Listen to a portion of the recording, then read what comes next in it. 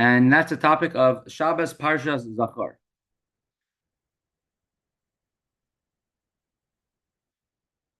Over here. So back to our handy, X out of this. Back to our handy graphic over here. So we have 4 parshas, 4 extra portions that we read. We have shkalim, the one to give them money.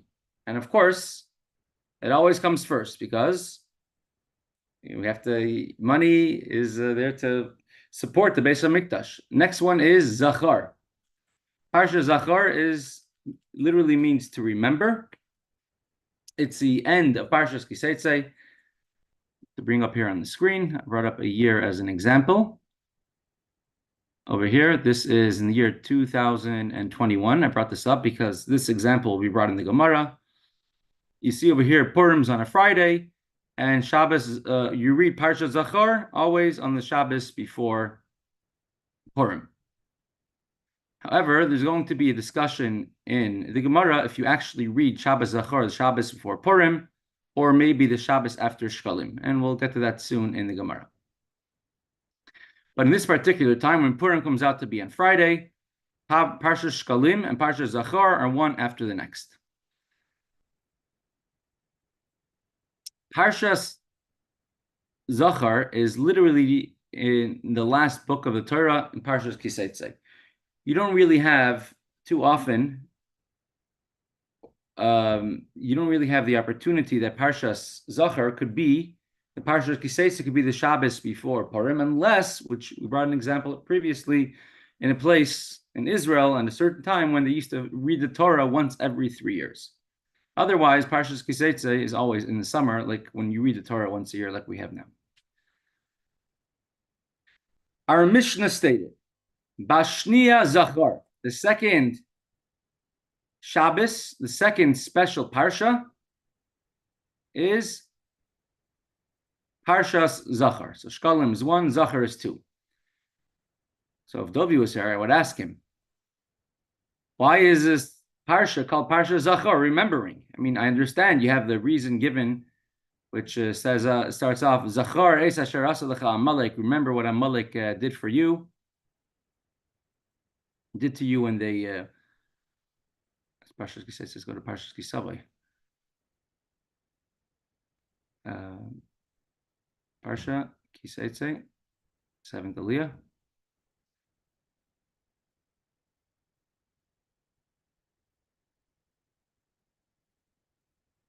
And end of the Parsha.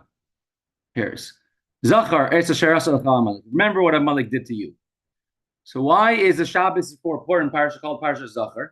So they asked once the local drunk, in every shtetl, every town had a local drunk, and they said, because that's the last thing you remember for a long time. Because it's the Shabbos before Purim. Once Purim comes, he doesn't remember anything else. So Parshas Zachor, Itmar, Purim Shechal Liyas Be'erev Shabbos. So we had this 3 years ago. Purim came out to be on a Friday. Rav says, Makdimin Parshas Zachor. Rav says you read Parshas Zachor in the week before Purim, like we actually do. However, Shmuel says, Ma'acharin, you read Parshas Zachor in the week after. So Purim will be on a Friday, and the next day, Shabbos, the 15th of Adar, you'll read Parshas Zachor. Parshas Zachor is, remember what Amalek did to you when you left Egypt. And they called you off, they met you on the way, they called you off and tried to discourage you from going to receive the Torah, and you should always remember what Amalek did to you, you should always destroy them. Very appropriate, literally nowadays, because we have a candidate you just rearranged the words of Amalek, you have her name. So always remember what Amalek did to you, and you have to destroy Amalek. And Haman was a descendant of Amalek. Amalek was a son of Eliphaz, the son of Esav. And Amalek was someone who had senseless hatred toward the Jewish people. Even if it didn't make sense, even if they're going to get injured or killed or hurt, still they had senseless hatred to the Jewish nation. to prepare, since it's a mitzvah to destroy Amalek, how do you do it? So the way we do it is by reading the Torah portion about Amalek. If we would know exactly who in the world descended from Amalek, then we would have an obligation to go and to kill them, to destroy them. However, since we don't know which nations are from Amalek, especially that most of the nations nowadays are all mixed up, they're all integrated, assimilated with each other, it's impossible to know nowadays who's from Amalek. So therefore, we read the Torah portion about Amalek. Thank you for joining. So he says, Rab says you read it, the Parsha, the Shabbos before Purim, if Purim is on a Friday. Shmuel says you can read it also the Shabbos after Purim. What are the reasonings for both of these opinions, Rab and Shmuel? Rav says, Makdimin, you read the Megillah, you advance it to the Shabbos before Purim. Ki heichi deloy tikdum asiya lezechira. Because first, you have to know what to do, remember it. And then you could celebrate it. Asiya is doing the mitzvah. What mitzvahs do you have on Purim? Having a big feast, a big meal, shalach manas, being happy, joyful, doing all the mitzvahs of Purim. Right? In the Megillah, right over here, in the Megillah, it brings a whole list of things. In verse 22, brings you a whole list of things you do on Purim. You make them days of feasting, joy, sending shalach manas to each other, gifts to the poor. So in order that first you remember it, before you actually do it.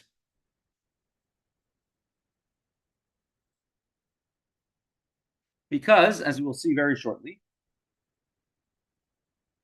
but I'll bring it up now. If you look over here, verse 29, this is Megillah, chapter 9, near the end of Megillah, and it states, and Esther and Mordechai wrote down all of these days of Purim.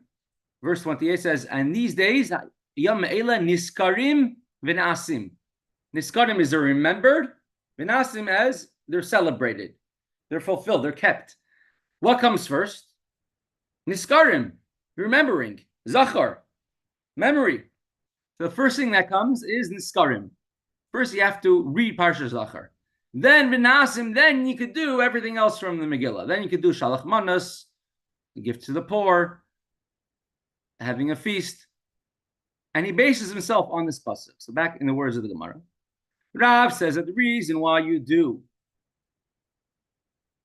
read Parshas Zachor or the Shabbos before Purim is in order, they should first do Niskarim Zechira to mention, and then afterwards Nasim, do the mitzvahs of Purim.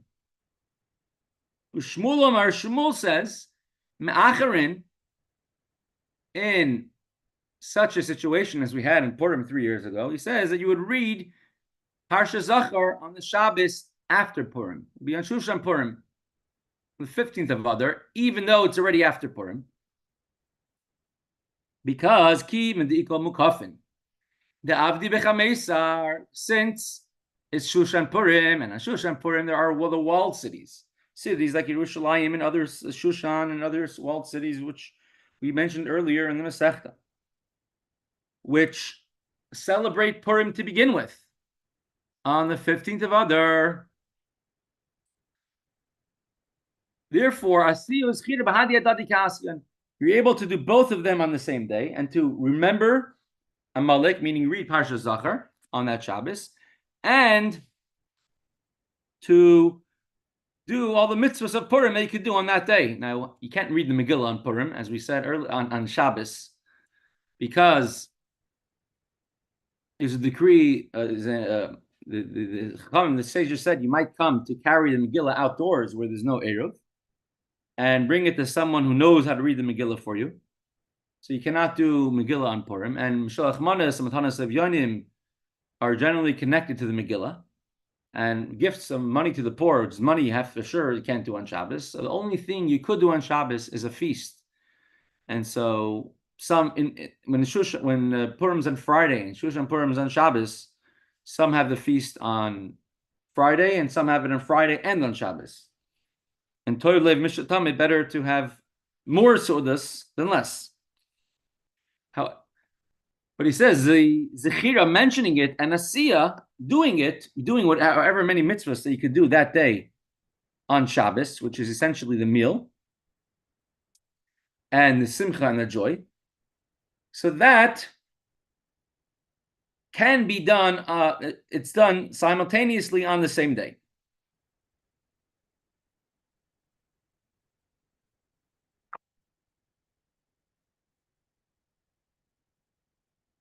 Nan. So I want to point out one very interesting point from this Gemara over here.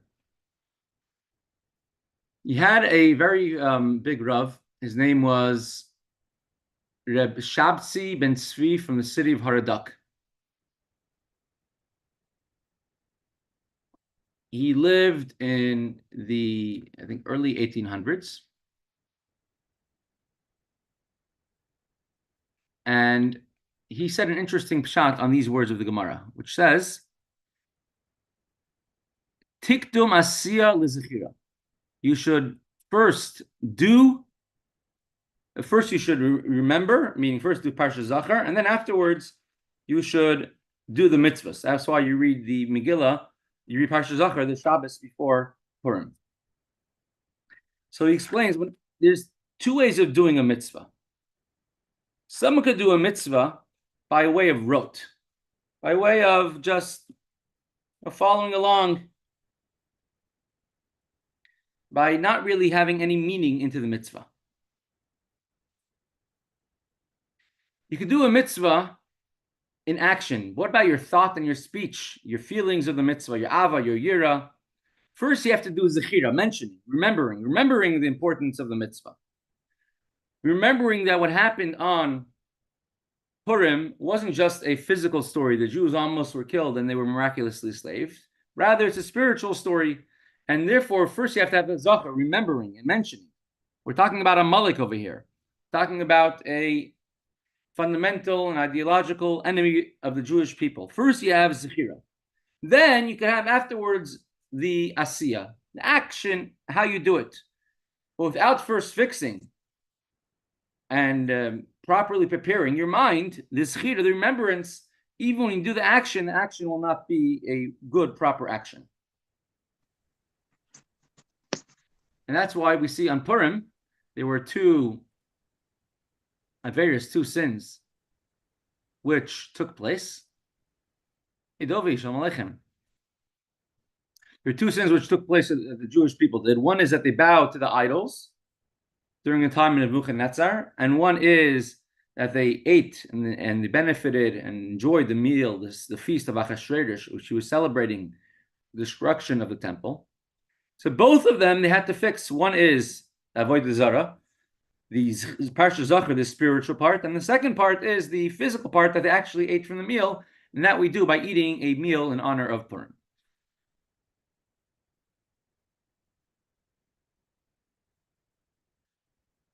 Continues the Gemara.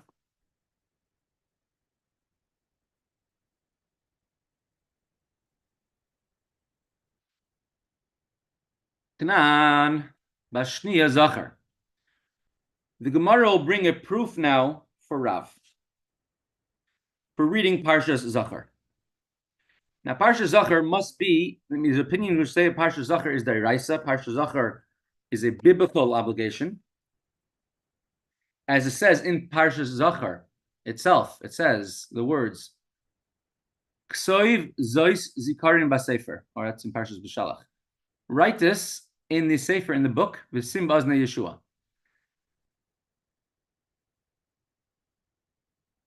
Get back to it soon.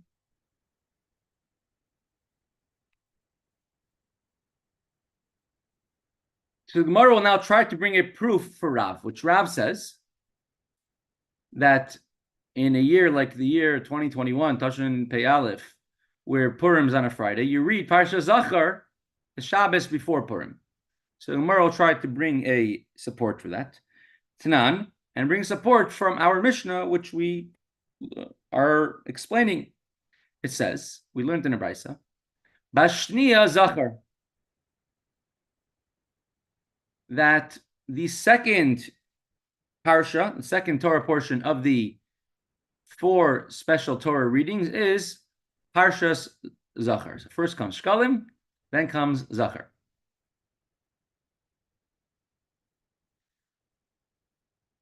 However,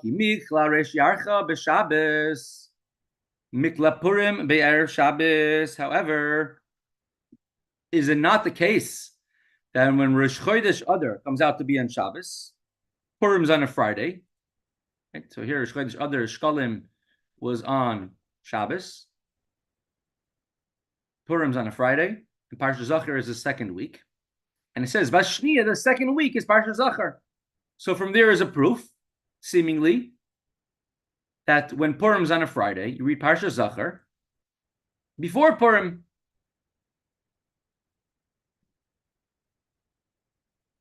Vikatani Bashniya Zachor, and our Mishnah states that the second week is Parshas Zachor.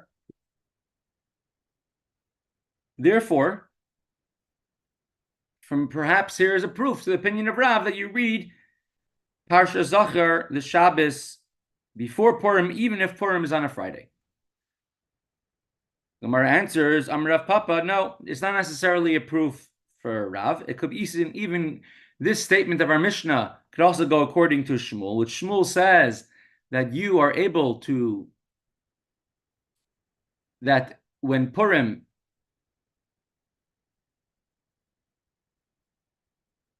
comes out to be on Friday, that you read Parshas Zachor on Shushan Purim, the week after, the day after Purim.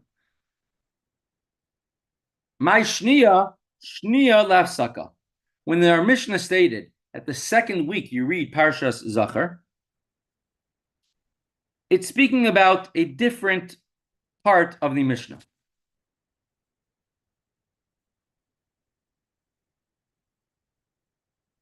It means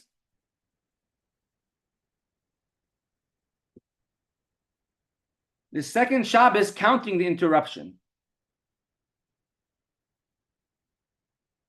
The Mishnah, our Mishnah previously had the words mafsikin, you skip a week, and had the words rishon and shniya, first and second.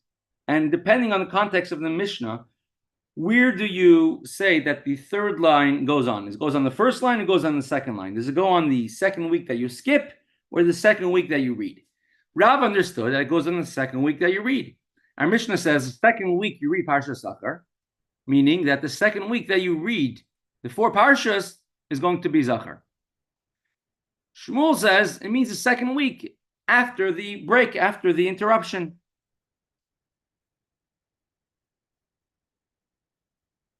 So the term the second Shabbos in the Mishnah means the second case, where Rosh Chodesh falls within the week. Parshas Shkalim is read on the Shabbos before Rosh Chodesh. And the following Shabbos, you have an empty week. You don't read any Parsha that Shabbos like it is in many other years. So the Mishnah is not really addressing the question when you read Parshas Zachor, if Rosh Chodesh Adar is on Shabbos. Rather, Rebbe explains the Mishnah could be discussing in general which that you have, that when Rosh Chodesh Adar is before Shabbos, then you have a break of a week before you read Parshas Zachor. So from our Mishnah, there's no proof for the opinion of Rav or Shmuel. The Gemara says, let's bring another proof from another Brisa. Tashma,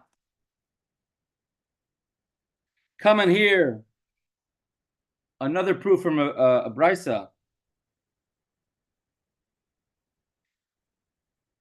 for supporting the opinion of Rav, asking a question on Shmuel.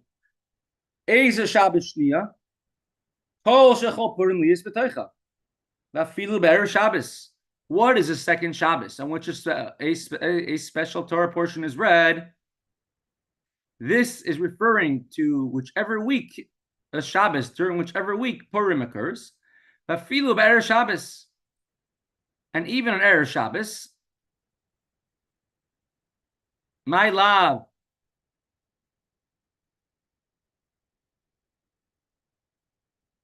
Erev Shabbos. Dumya. Toicha, ma toicha makdimin, af Erev Shabbos makdimin.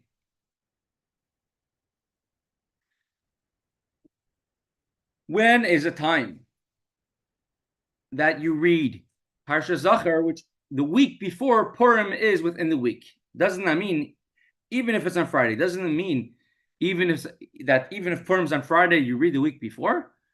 And that seemingly goes according to Rav, the second brisa. Gemara answers, Amar Shmuel, ba, v'chein taning dvei Shmuel ba. Change the words from the word betoicha inside of it to ba on it. If Purim comes out to be on Shabbos, then you could read Parshas Zachor on Purim. But if Purim comes out to be any time before, then you read, well, for example, Purim comes out to be on a Friday, according to Shmuel, you can explain this brisa by changing the word from betoicha in it to the word ba on it, not the Shabbos, the week of it, in the week of the Shabbos, but on the day of the Shabbos. And then, if Purim comes out to be on Friday, you're able to read the Parshas Zachor even after Purim, which will be on the 15th of Adar. So if you just change the word of the brisa, we asked the question to prove from Rav, from the word betoicha, take out the middle letters, Chaf, Vav, Chaf, and make it the word ba, then this brisa the bringing is actually a proof for Shmuel. And as it says in the back, it says that the Shmuel's base medrash based their opinion because because they had such a tradition. They back then, brisas were not written down. Brisas were memorized. The only things that were written down were mishnahs. Mishnah is Rabbi Yehuda HaNasi. And Shmuel is the first generation right after Rabbi Yehuda HaNasi. He's a student of Rabbi Yehuda HaNasi. And so Shmuel's tradition was that the word was not betoicha, the word is ba.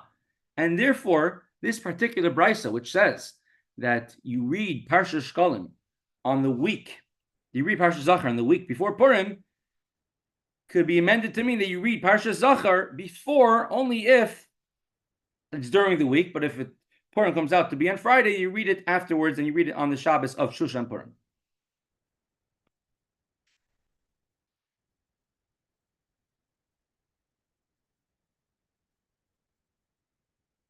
We'll do just a little bit more. We'll get until the next parsha, Parshas Para. Until now, we discussed this particular case. If Purim comes out to be on Friday, Rav said you read the Parshas Zachor on the Shabbos before Purim. Shmuel says you read it on the Shabbos of Shushan Purim. Rav says that you always have to do Zachor before Purim. Shmuel says he's still doing the mitzvah of Purim certain times. We explained two brises, our Mishnah and a brisa could fit both according to Rav and both according to Shmuel. Today's calendar is a fixed calendar, and Purim never comes out to be on Shabbos nowadays. But when it does, when do you read Parshas Zachor? It could happen during the time of the second Beis HaMikdash. It could happen again when Mashiach comes. That Purim could come out to be on Shabbos. If so, in such a case, when would you be reading Parshas Zachor? Do you read it the Shabbos before Purim or on the day of Purim itself?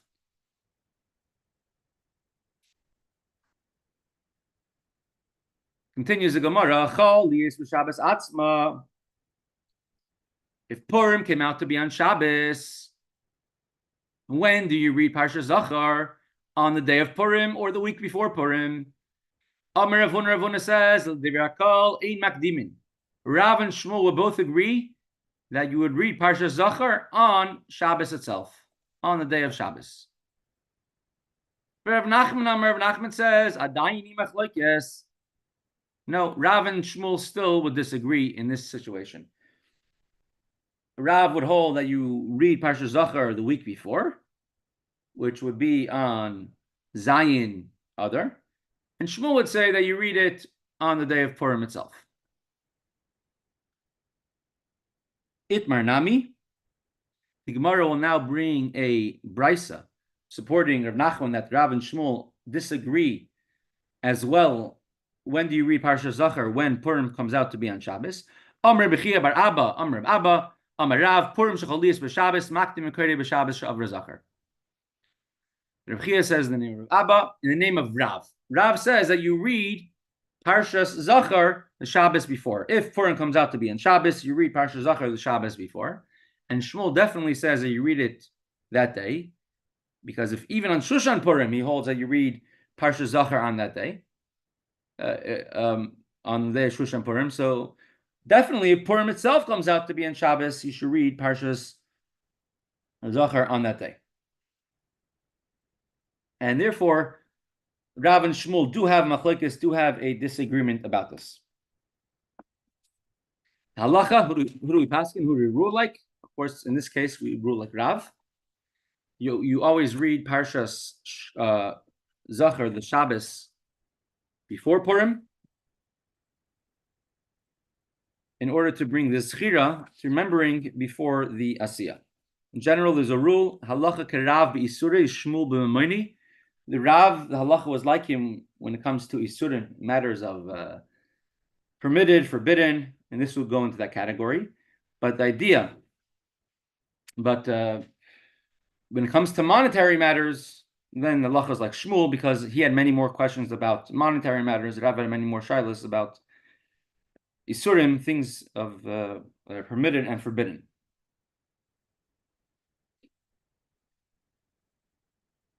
When you read the Megillah itself, do you read the Megillah because of Pirsum Minisat, the publicize a miracle, or is it also a mitzvah to remember what Amalek did to you? From the fact that our Gemara separates it, it says Asiya and Zechira, doing the mitzvah and remembering the mitzvah are two separate acts. So Zechira only means Parshas Zachor. It means the Megillah is not necessarily part of the mitzvah of Mechias Amalek. Therefore, there are many opinions which hold that Parshas Zachor is the Iraisa, it's a biblical mitzvah, and there's a very big movement that whenever you read Parshas Zachor, everyone, even women, go to shul, children, in order to remember Tiskor le Tishkach. To remember by mentioning it, Tiskor is you have to talk about it. Can't just have it in our thoughts and prayers. It's not our thoughts. You have to be in our mouth and in our words. And as it says in Parshas B'Shalach, in the story, in Amalek, the Kriya of Purim Day, that Ksoiv Zois, write it down in the Sefer Torah. So you have to read it, and there's even some opinions which say that you have to hear it with a minyan, is deraisa, because the only way you could read a Sefer Torah is if you have a minyan. So you literally have to have a minyan to hear Parshas Zachor, and it's deraisa. Therefore, when the Balkara is laying Parshas Zachor, you should have in mind that everyone should be fulfilling their mitzvah of Zechiras Amalek, and everyone has to have in mind to fulfill the mitzvah. And if you didn't have in mind, you were not Yotze, you're Chiyuv. And even someone who doesn't make it to Shul, has a hard time going to Shul a whole year, should try to make it for Parshas Zachor. And even according to the opinion that particularly Shabbos Zachor is rabbinic in nature, but the mitzvah of Zechiras Amalek, destroying Amalek, is biblical in nature. So even if you're not going to be able to hear the Megillah with a minyan, better to hear Parshas Zachor with a minyan, because it's more important that to hear Parshas Zachor, which is based and its source is a deraisa, a biblical mitzvah. And if a person's stuck in a place without a minyan, at least they should read it to themselves, and best to read it from a Sefer Torah. How do you read it? Zecher Amalek, Zecher Amalek. There's different poskim which say different ways, and best to do both. And we do both, Zecher, and one time and Zecher another time.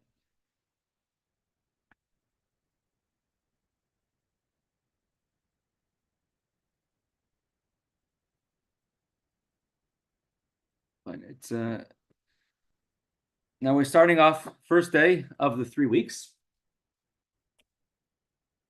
and the 3 weeks is when our enemies breached the walls of Yerushalayim,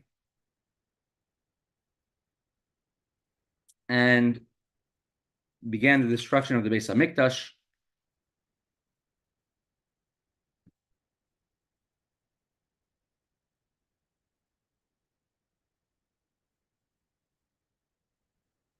And the destruction of the Beis HaMikdash became more realistic already on this day, on the 17th of Tammuz. Already from the beginning of the month of Av is when they already started going into the Beis HaMikdash, destroying the Beis HaMikdash during this second destruction of the second temple. Nowadays, we don't have a Beis HaMikdash, we can't bring Karbanos, and Hashem told Yecheskel, we learned this prophecy earlier, he told this while he's in Bavel, by the Nahar Ulai, the Ulai River, and he told him a prophecy of a third Beis HaMikdash, how to build a third Beis HaMikdash. And he starts saying, Hashem, it's not fair. All the Jews are now so spread apart. We're in exile. It's not fair. Why are you telling me about how to build the architecture of a third Beis HaMikdash? And Hashem told him, if you learn about it, I consider it as if you built it. Just like when you learn about the topic in the Torah, like you did it, as Parshas Zachor, you have to destroy Amalek, and we learn about Amalek. You read it in the Torah, and that's doing the mitzvah of destroying Amalek. So too, when you learn about the Beis HaMikdash, it's like you built the Beis HaMikdash. And particularly in these 3 weeks, from 17th of Tammuz through Tisha B'Av, the Rebbe pushed very, very strongly. We should all learn about Hilchos Beis HaBechira, the structure of the Beis HaMikdash. So the last few minutes of the Shiur every day, this is totally optional. It'll be about a 5-minute video every single day from Gemara Academy about Hilchos Beis HaBechira of the Rambam. So I'm going to mute myself, pause myself, and share the audio. Tell me if you could hear clearly. Welcome to the first class on the structure and details of the second Beis HaMikdash. And before we begin, I just want to point out that most of what we're going to be learning is from the Rambam in Hilchos Beis HaBechira and from Mishnayos Mesechta Midas. So let's begin right away with 2 points before we actually start talking about the Har HaBayis. The first one is regarding the measurements. So the measurements were in Tfachim and Amos. And over here we're following the opinion of Rabbi Chaim that an amma is almost 19 inches, so it's a little more than 1.5 feet. And the second point is regarding the size of things. And this is in order to have context and appreciation for how large everything was. So all the doorways in the Beis HaMikdash, except for the one to the Ulam, which was twice the size of all the other doorways, so all the doorways were 20 amos high and 10 amos wide. And this is about 31.5 feet high and 15.5 feet wide, which is about 5.5 times the height of a person that's 5 feet 10 inches tall and about as wide as 9 people. Or you could view it about as high as a 3-story house. So that's the size of the doorways, and it gives you a certain sense and appreciation of how large everything was. So let's begin by going straight to the Har HaBayis.